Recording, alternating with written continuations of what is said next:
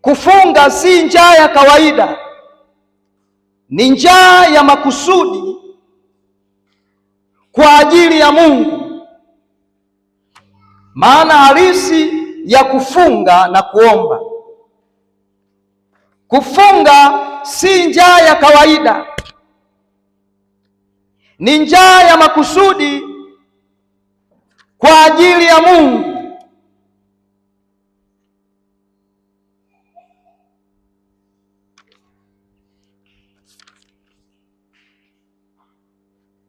Bwana Yesu asifiwe.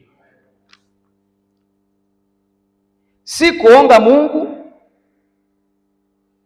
ni kunyenyekea kwa Mungu ili wewe umsikie yeye vizuri zaidi. Hatufungi kwamba tunamuonga Mungu. Hapana. Tunafunga kwa faida zetu sisi wa Kristo,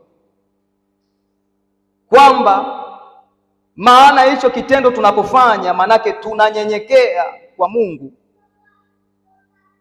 ili tuweze kumsikia yeye vizuri zaidi. Bwana Yesu asifiwe. Mungu wetu ni roho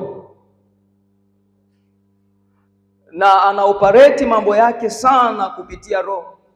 Bwana Yesu asifiwe.